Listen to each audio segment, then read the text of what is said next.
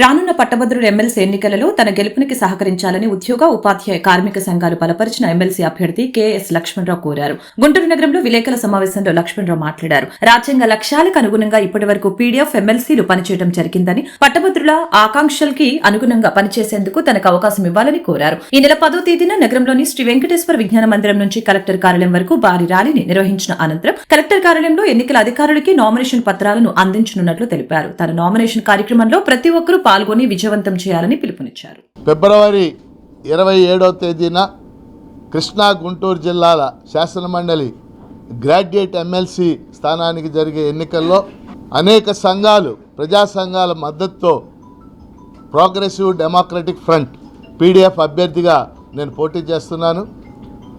ఈ నేపథ్యంలో 10వ తేదీన, ఆ రోజు నామినేషన్ చివరి తేదీ, 10వ తేదీ సోమవారం నాడు నేను నామినేషన్ వేయబోతా ఉన్నాను.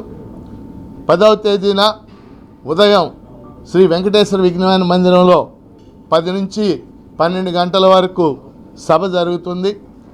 నన్ను బలపరిచేటటువంటి అనేక సంఘాలు నాయకులు ఆ సభలో పాల్గొనబోతూ ఉన్నారు. 12 గంటలకి వెంకటేశ్వర విజ్ఞాన మందిరం నుండి కలెక్టర్ కార్యాలయం వరకు ర్యాలీగా వెళ్ళి ఈ నామినేషను వేయబోతా ఉన్నాను.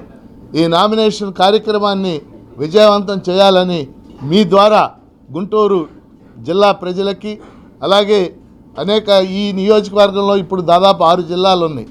6 జిల్లాల మిత్రులకి, అలాగే వివిధ సంఘాల నాయకులకి, కార్యకర్తలకి, కార్మిక సంఘాల నాయకులకి, మేధావులందరికీ కూడా ఈ మీడియా ద్వారా నేను విజ్ఞప్తి చేస్తూ ఉన్నాను.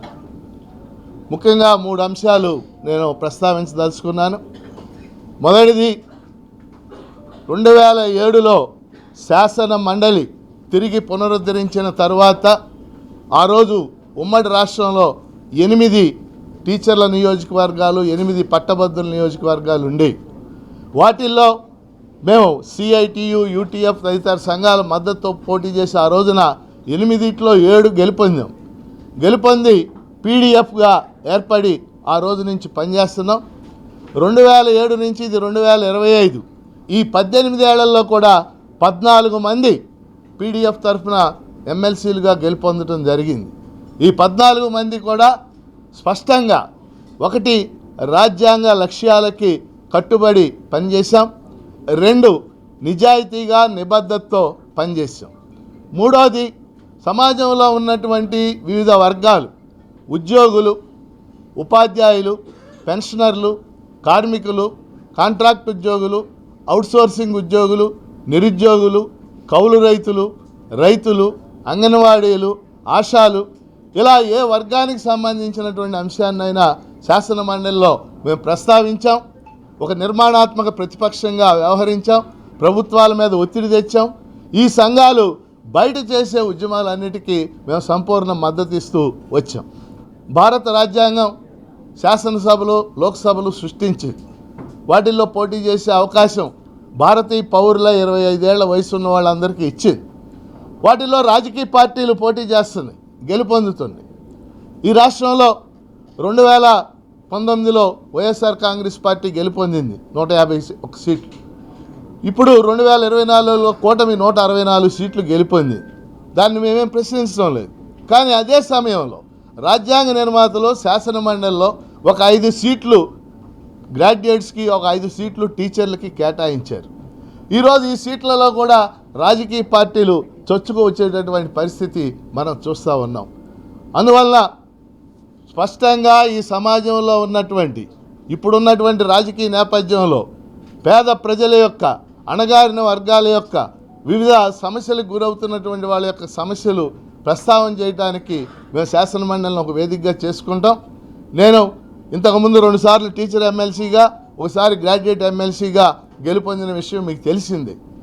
ఈ 14 ఏళ్లలో కూడా కృష్ణా గుంటూరు జిల్లాలకు సంబంధించిన అనేక సమస్యలు, అది శాసనమండలిలో కావచ్చు, జిల్లా అభివృద్ధి సమీక్షా సమావేశాల్లో కావచ్చు, జిల్లా పరిషత్ సమావేశాల్లో కాదు, వీటన్నిటిలో ఏ సమస్య ఉన్నా ప్రస్తావన చేశాను. ఉదాహరణకు గుంటూరు జిల్లాలో గుంటూరు ఛానల్ ఉంది. ఎవరి గురించి అంటే కంటే నేను ఎక్కువ దాని గురించి ప్రస్తావన చేశాను, ప్రభుత్వం మీద ఒత్తిడి తెస్తున్నాను. పల్నాడు జిల్లాలో ఒరికిపూడి సెల నిర్మాణం జరగాలనేది పల్నాడు ప్రజల చిరకాల వాంఛ. దాన్ని రాజకీయ నాయకులు వదిలేసినా నేను పట్టుకుని కొనసాగిస్తానే ఉన్నాను. అలాగే కౌలు రైతులు, బహుశా ఇక్కడ ఉన్న పాత్రికేయ మిత్రులకు కూడా తెలుసు, కౌలు రైతుల గురించి డిఆర్సీ మీటింగులో నేను మాట్లాడినన్ని సార్లు ఎవరో మాట్లాడి ఉండరు. అంటే ఒక్క ముక్కలో చెప్పాలంటే పీడీఎఫ్ ఎమ్మెల్సీలు ప్రజల పక్షం, బాధితుల పక్షం, అణగారిన వర్గాల పక్షం. దానికోసం నేను ఎన్నికల్లో పోటీ చేస్తున్నాను. అందువల్ల మీ ద్వారా, మీడియా ద్వారా నా విజ్ఞాపన ఏంటంటే కృష్ణా గుంటూరు జిల్లాలో ఉన్నటువంటి గ్రాడ్యుయేట్ ఓటర్లు అందరూ కూడా ఫిబ్రవరి 27వ తేదీన తమ తొలి ప్రాధాన్యత ఓటు నాకు వేసి గెలిపిస్తే మేము ఎప్పటిలాగే ఖచ్చితంగా ఒక నిర్మాణాత్మక ప్రతిపక్షంగా, ఒక ప్రజల గొంతుగా కొనసాగుతామని చెప్పేసి మీ ద్వారా తెలియజేస్తాం.